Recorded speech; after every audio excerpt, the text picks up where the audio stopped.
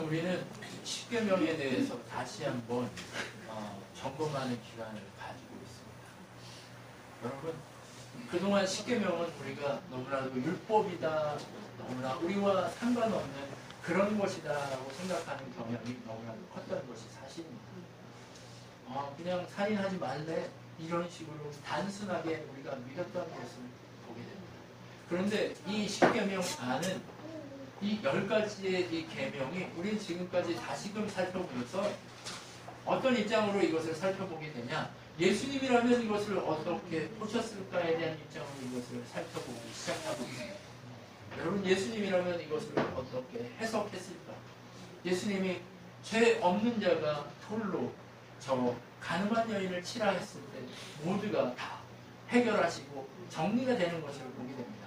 그 안에 중심 내용은 사랑이었어요. 사랑이었는데, 그러면 이 율법을 어떻게 예수님의 사랑이 드러나게 할까에 대한 고민 속에서 이것을 어떻게 우리가 예수님이라면 해석해 내셨을까를 고민해 보면 다른 말씀들을 끌어와서 신약에서 예수님이 하고 계시는 말씀들로 적용시켜 보면 이 말씀이 과연 이런 것이구나라는 것을 우리는 확인했습니다. 1계명부터 4계명까지 하나님과 우리 사이의 관계에 대한 모습을 계속해서 얘기했습니다. 하나님은 어떤 분이시고 하나님이 어떤 분이시기에 우리가 이렇게 하나님을 사랑해야 하고 하나님을 높여야 하는가를 우리는 보았습니다. 그리고 나서 5계명, 바로 내 부모를 공경하는 것에서 하나님과 보이지 않는 하나님을 어떻게 섬기는가를 보이는 부모와의 관계 속에서 배워왔던 것을 우리는 봅니다. 살인하지 말라, 가늠하지 말라, 도둑질하지 말라를 통해서 우리가 계속해서 하나님 것을 온전히 내 인생 전부가 하나님 주시는 생명의 은혜의 시간들이고 그 시간들을 하나님께 드려야 한다는 것, 그런데 그걸 드리지 않으면 도둑질하는 거고 그것을 내가 가지고 살리는 자가 되지 않으면 살인자가 된다는 사실을 우리는 보면서 이 자리까지 왔습니다. 그리고 이제 오늘 9번째 계명을 통해서 과연 내 이웃에 대해 거짓 증거하지 말라 이 표현을 예수님이라면 어떻게 완성시키셨을까를 확인해 보고자 합니다. 여러분, 증거하지 말라, 이 거짓 증거 이 표현은요 어디서 주로 많이 쓰이느냐면 법정에서 많이 씁니다. 이스라엘은요 법정이 이렇게 딱 열리면 어떻게 해요?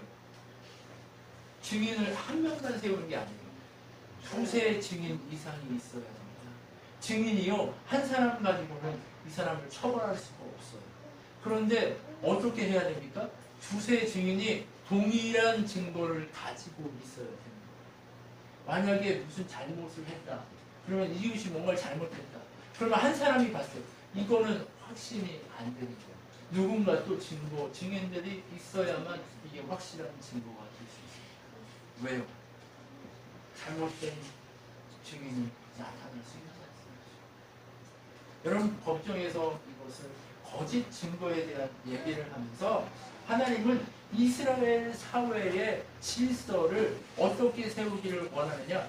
정직하기를 소망하시는 게 하나님의 메시지예요. 여러분, 정직에 대한 얘기를 하고 있는 거예요. 그런데 하나님이 예수님이라면 이 이웃에 대해 거짓 증거하지 말라, 이것에 대한 정직에 대한 메시지를 주시면서 예수님이라면 이것을 정직을 어디에 접근시킬까요? 이스라엘은요, 구약은 지금 사회 질서, 이스라엘 사회 안에서 질서를 유지시키기 위해서 뭘 하라는 거예요? 이웃에 대해 거짓 증거하지 말라는 거예요. 거짓 증거가 난무하면 사회 질서가 완전히 무너져 버리겠죠. 그렇죠? 한번 생각해 보세요. 손집사님 가정에 이렇게 있는데 자꾸 누가 그 속에서 거짓말을 한다고 생각해보세요. 그럼 이 질서가 잡혀요? 안 잡혀요. 만약에 교회가 이렇게 있어요. 교회가 있는데 여기 누군가가 자꾸 거짓말 한다고 생각해보세요. 질서가 잡힐까요? 안 잡혀요. 여러분, 자꾸 여기 이렇게 관계 속에서 이게 질서가 세워지지 않는 거, 이거에 대한 판단을 하나님은 하는 거예요. 왜? 왜 이걸 얘기하냐? 이스라엘은요 공동체 생활을 합니다. 왜 공동체 생활을 하냐면 이스라엘 땅에 들어가는 모든 그 땅에 살고 있는 사람들이 뭐예요? 시족이에요. 시족이 뭐냐? 할아버지, 뭐 외삼, 뭐 이런 게 다 그 지역에 사는 거예요. 온 그 온통 주변이 다 친척이에요. 그리고 밥을요 어떻게 하냐? 돌아가면서. 그래서 신약에 보면 야 너희 집에 손님이 왔냐? 그러면 너희 집 주변에 가서 이웃에게 가서 떡을 빌려다가 그 손님을 먹여야 되지 않겠냐? 이 얘기가 어떤 얘기냐? 오늘 밥 한 집에 가서 문을 당연히 두드려야 되는 거예요. 그래서 그 집에 가서 밥을 얻어다가 손님을 밥을 먹여야 하는 거예요. 그러니까 가서 문을 두드려야 되고 당연히 그 집 주인은 아무리 늦어도 밥 한 사람 밥을 그냥 줘야 되는 거예요. 왜? 나그네 되려고 하는 것이 하나님 원하시는 방법이기 때문에. 그것처럼 이 이스라엘은 시족 공동체예요. 그렇기 때문에 마을이 그날 밥 이런 것들을 함께 해서 먹는 거예요. 참 신기하죠. 네, 밥을 함께 해서 이렇게 같이 먹고 같이 해먹는다. 몇 집이 이렇게 모여서 같이 해먹고 이렇게 한단 말이죠. 그런데 이 공동체 속에 만약에 밥이 있는데도 밥 달라고 했는데 손님 와가지고 밥 달라고 하는데 밥 안 주면 어떻게 해요? 이게 뭐예요? 공동체 질서가 유지돼요? 안 돼요? 안 된단 말이에요. 이런 사소한 일까지도 하나님이 질서 지우기 위해서 거짓 증거하지 말라 이 메시지를 주시는 거예요. 여러분 무슨 얘기인지 이해가 되시죠? 바로 이것 때문에 이 사회 질서 유지용으로 이 모세의 율법이 이렇게 딱 주어졌어요. 이렇게 율법이 딱 주어지고 나니까 어떻게 돼요? 어떻게 완성하라고 얘기하는 거예요? 이게 사회 질서 유지를 위해서도 뭐가 필요해요? 거짓 증거하면 안 되는 것들이 필요한 거예요. 근데 뭐예요?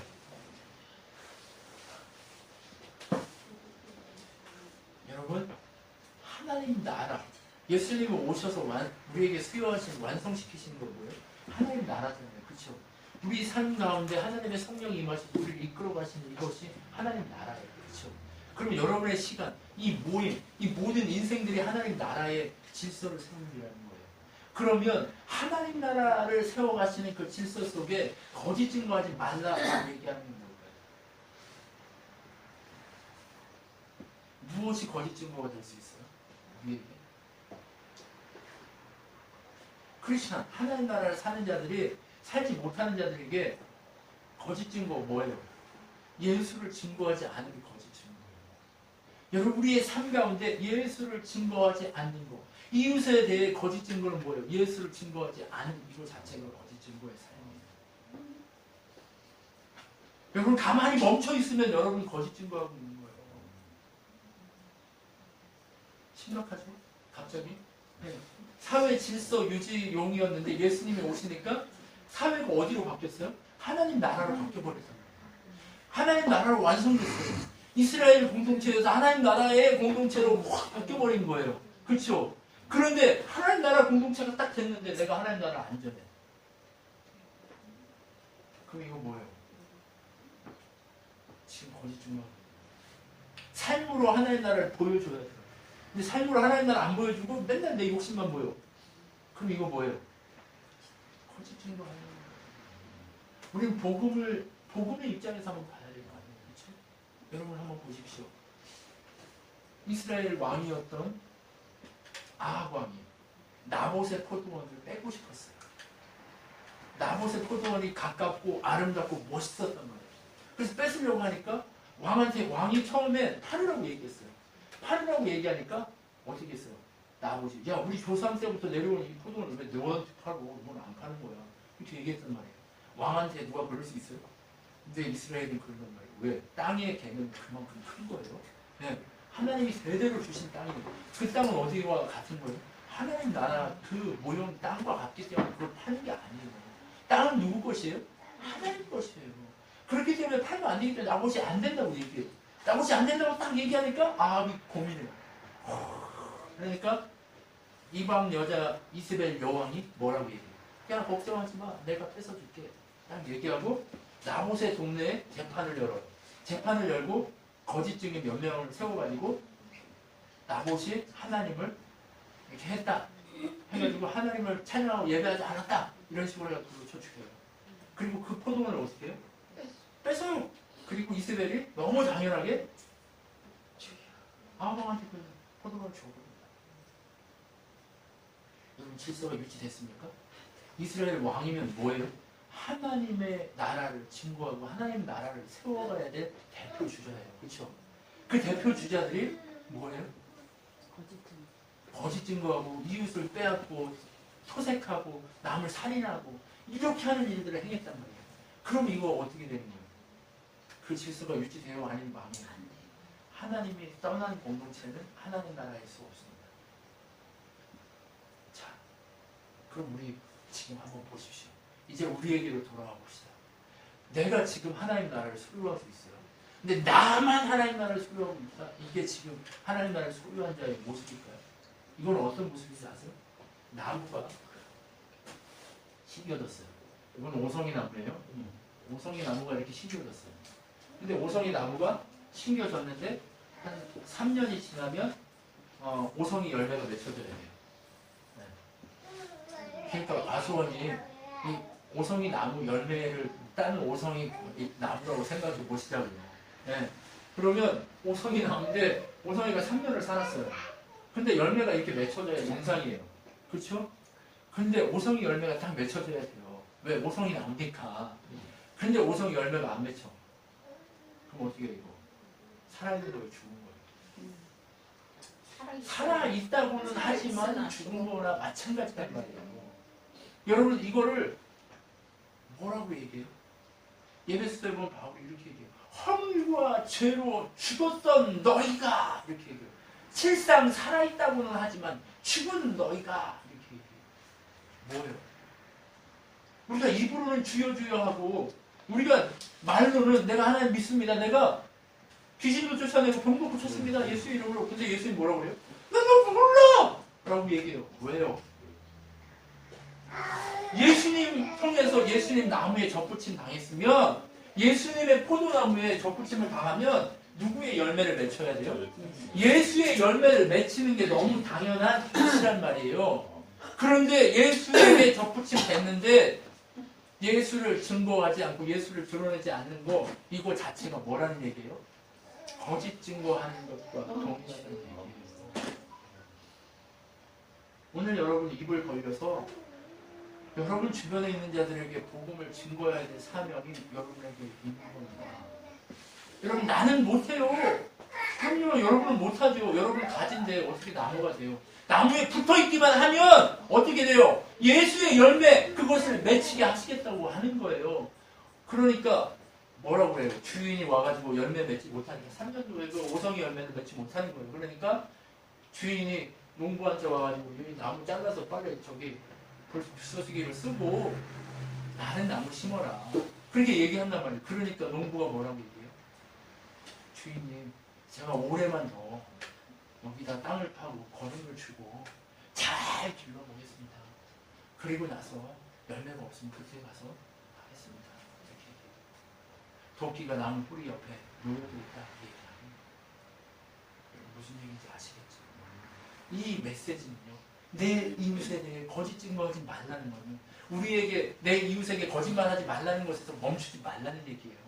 그러면 우리가 거짓말하는 게 최대의 거짓말이 뭐냐? 내가 하나님 나라를 가지고 있는데 하나님 나라를 증거하지 않은 이것이 가장 최대의 거짓 증거라는 얘기예요. 그러면 우리는 지금까지 예수를 증거하지 않는 삶을 살고 그대로 있다면 우리는 뭐 하는 삶을 사는 거예요? 거짓 증거한 삶을 살아왔다는 얘기예요. 여러분 그러면 우리가 오늘 무엇을 해야 되는 거예요? 증인의 삶을 살아가는 것이 진짜 거짓 증거하지 않는 삶을 사는 거라는 얘기예요. 예수님 우리에게 이 땅에 오셔서 십자가 지시고 죽으셨다 부활하시고 우리에게 구원의 생명을 주시면서 의미 있는 삶에 대한 그 모든 것들을 주시고 나서 우리에게 딱 한 가지 부탁하신 게 있어요. 그게 뭘까요? 오성아 뭘 부탁했지? 오성이 나무를 심으면 오성이 열매를 맺혀라 이거예요. 그럼 뭐예요? 딱 한 가지 부탁을 하셨어요. 뭘 부탁하셨을까요? 하늘과 땅의 모든 권세가 내게 있다. 그런데 내가 너희와 끝날까지 세상 끝날까지 함께 하겠다 이렇게 얘기해요. 끝날까지 함께 할 건데 너희는 뭐 해라? 아버지와 아들과 성령의 이름으로 모든 자들에게 찾아가서 세례를 주고 그것을 가르쳐 지키게 하라. 볼지어다 내가 세상 끝날까지 너희와 함께 있을지어다 이렇게 얘기하는 거예요. 여러분 성령이 계시면 하나님이 여러분과 함께 계시면 여러분 뭐 해야 되는 거예요? 당연하게 여러분 증거해야 되는 거예요. 여러분 당연하게 증거하지 않으면 여러분 거짓 증거하는 삶을 살고 있다. 입 다물고 있는 거예요? 여러분 나는 못해요? 아니요. 그거 자기가 하려고 하니까 못하죠. 여러분 목욕탕에 가서 앉아서도 때를 들면서 복음을 전할 수 있어요. 아줌마들 가면 다 있잖아요. 아저씨들 옆에 있으면 밀어주면서 아저씨 예수 믿어야 됩니다. 할 수 있다. 만나는 사람마다 예수를 증거하고 만나는 자들에게 예수를 증거하지 못해서 안달나야 돼요. 여러분 지금 하나님이 우리에게 뭐라고 말씀하시는지 아세요? 야 아들아 딸아 언제까지 내가 너를 기다려야 되겠냐. 하나님은 오늘 우리를 기다리고 계십니다. 여러분 내가 너희를 뭘로 불렀다? 용사로 불렀다 이렇게 얘기해요. 자 여러분 보세요. 기드온이요 전쟁을 하기 위해서요 미디안 10만과 전쟁을 하기 위해서 몇 명이 모여요? 처음에 3만 명 정도가 모입니다. 근데 3만 명 정도가 모이는데 야 사람이 너무 많다. 그러니까 기드온이 뭐라고 해요? 야 장가를 갖거나 부렸거나 밭을 새로 이렇게 했거나 열매를 따먹지 못했거나 이런 사람들이 있으면 집에 돌아가. 했더니 12,000명인가 나고 다 돌아갔어요. 그러면 하나님 이 정도면 됐죠? 10대 1이니까 되잖아요. 10대 1이니까 되잖아요. 그러니까 하나님 뭐라고 그래요? 야 사랑아 왜 10대 1이니까 되잖아요. 그럼 어떻게 해야 돼요? 오 그래 그 정도면 됐다 하면 좋잖아요. 그랬더니 오성아 뭐라 했는지 하나님 야 그것도 많다. 그러니까 그러면 어떻게 할까요? 그러니까 시내로 데려가라. 시내로 데려가서 물을 먹여라 이렇게 얘기했어요. 물을 먹게 하니까 어떤 사람들은 가서 혀로 핥아먹어요. 어떤 사람들은 손으로 이렇게 먹어요. 근데 이거는요 뭐 어떤 분들은 이렇게 설명을 하더라고요. 뭐 이렇게 4주 경계를 하면서 이렇게 먹는 사람 300명이었다 이렇게 얘기하는데 물론 그럴 수도 있어요. 그런데 하나님이 요구한 건 뭐예요? 적은 거예요. 적은 거. 네, 12,000명 중에 다 가게 하고 300명 딱 남았어요. 300명 딱 남은 거예요. 여러분 우리가 뭐예요? 사람들이 보기에는요 엄청 작아요. 이게 뭐 교회야 이게 이럴 수 있어요. 그런데 우리가 거짓 증거하지 않는 삶을 살기 시작하면 하나님 나라를 증언하고 가르치고 지키게 하는 삶을 살기 시작하면 우리는 뭐 하는 거예요? 10만의 용사를 이기는 자가 돼요. 근데 그들이 들고 갈 때 뭐만 들고 가죠? 횃불과 항아리만 들고 가요. 그리고 가서 뭐 해요? 항아리를 깨고 횃불을 들고 기도원의 용사다 하나님이 일하신다 하니까 지들이 막 알아서 막 싸우고 지들끼리 난리가 나서 다 죽어요. 그날 밤에 여러분 누가 이기셨어요? 하나님이 이기셨어요. 왜? 하나님이 이겼다니까. 하나님이 이기세요. 오성아 네가 청신대 가는 거 염려하지 마라. 하나님이 이기게 하실 거예요. 하나님이 이기게 하실 거예요. 우리 오성이를 왜 하나님이요 꽉 붙들었어요. 꽉 붙들었어요. 저는 오성이를 볼 때마다 너무 신이 나요. 네. 여러분 네, 아니 수박이 아니고요. 하나님이 정말 오성이를 너무 사랑하시는 거죠. 요즘 우리 오성이 얘기하는 거 들어보면 얼마나 은혜를 많이 받고 있는지, 얼마나 사랑스러운지. 말 하나하나가요. 우리 오성이 얼마나 이뻐지면 이렇게 멋있어진다. 주님의 은혜가 들어가기 시작합니다. 때가 있습니다. 그럴 때가 있고요. 그럴 은혜의 때가 있습니다. 네. 바로 이 작은 공동체를 통해서 우리를 위협하고 죽일 것 같은 그 수없이 많은 공동체들이 무너지게 될 겁니다. 우리 오성이를 통해서 수없이 많은 하나님의 청년들이 일어나게 될 줄 믿습니다. 아멘. 저는 여기에 있는 여러분 모두를 통해서 하나님의 나라가 세워져 갈 줄 믿습니다. 여러분 두려워하지 마세요. 이거 내가 할 수 있을까요? 뭐 이문호 목사는 처음부터 이렇게 했을까요? 막 쫓아다니면서 이렇게 처음부터 했을까요?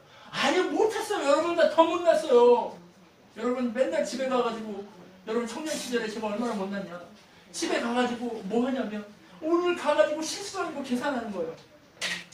내가 이 말을 해서 실수했고 이 말. 내가 이따 이 말을 왜 했을까? 이런 말을 쪼잔하게 이런 실수 이걸 따지고 있는 거예요. 혼자. 그리고 맨날 기도할 때도 하나님 저도 인기고 싶어요. 이러고 기도하고. 이게 저의 모습이었어요. 얼마나 찌질합니까? 여러분 이게 얼마나 부족한 모습입니까? 여러분 그런데 이 부족한 모습을 하나님이 쓰시기 시작하니까 사람을 살리기 시작하더라고요. 여러분 아까 우리 집사님 기도하시잖아요. 우리가 할 수 있다고 생각하니까 망합니다. 그런데 누가 하셔야 안 망해요? 하나님이 하셔야 안 망합니다. 이렇게 기도하잖아요. 여러분 이 고백이 오늘 우리의 고백이기를 소망합니다. 야 사랑아, 야 그만해. 말씀드려야지. 그만해. 여러분 뭐 하는 거예요? 이웃에 대해 거짓 증거하지 말라. 이 얘기가 얼마나 심각한 얘기인가 여러분 이제 아시죠?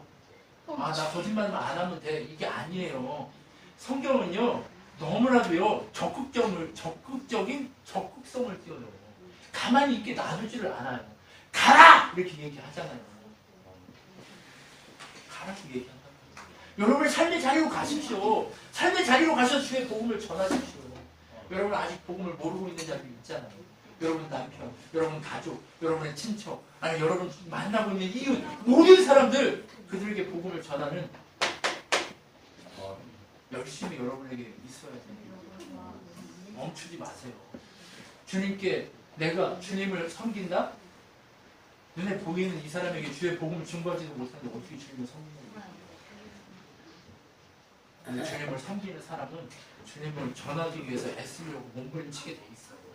여러분 이게 예수님이 우리에게 주시는 완성입니다. 이웃에 대해 거짓 증거하지 말라는 얘기의 완성형이 뭐예요? 주의 복음을 증거하라. 이 얘기로 완성된다. 이 얘기를 여러분 아셨으면 좋겠습니다. 여러분 자 예수님이 원하는 게 뭔지 한번 봅시다. 예수님이 원하는 게 뭔지 우리 공동체에 예수님이 원하는 게 뭔지 한번 봅시다. 아모스 5장 24절을 보면 오직 정의를 강물처럼 흐르게 하고 의의 강이 마르지 않게 하라. 이렇게 얘기해요. 공의가 하수같이 흐르게 하라 이 소리예요. 이 쉬운 성경이라 이렇게 얘기하는데 공의가 하수같이 흐르게 하라 이 얘기 뭐예요? 하나님의 뜻만 흘러가게 하라 이 얘기예요. 그리고 우리에게 하나님 뜻 흘러가게 만드는 거 뭐예요? 주의 복음을 증거하는 일이에요. 여러분 제가 여러분한테 밖에 나가가지고 뭐 부침개 전도하고 이런 얘기 하는 게 아니에요. 뭔가 이런 거 하라는 얘기가 아니에요. 전도지 나눠주라 이런 얘기가 아니에요. 그럼 무엇을 하라는 얘기예요? 주의 복음을 증거하는 삶. 누가 주인일 때 그걸 증거하기 시작해요? 하나님이 주인인 것을 인식하면서 늘 살아가기 시작할 때 그 일이 가능해지기 시작하는 거예요. 바로 이 일을 먼저 시작하시라는 거예요. 그리고 나면 내가 그분을 증거하지 않고는 견딜 수 없는 마음이 우리 안에 뜨겁게 열망하게 된다는 얘기예요. 여러분 주의 복음 증거하는 일 열망하십시오. 여러분 살리는 일을 열망하십시오. 살리지 않으면 죽이는 것과 같습니다. 여러분 주의 복음의 능력을 증거하지 않으면 거짓 증거하는 자와 같습니다. 여러분 이것을 놓치지 말고 끝까지 주의 공의가 여러분의 삶을 통해 흘러가기를 소망하는 우리 친한교회 성도들 되기를 소망합니다. 기도하겠습니다.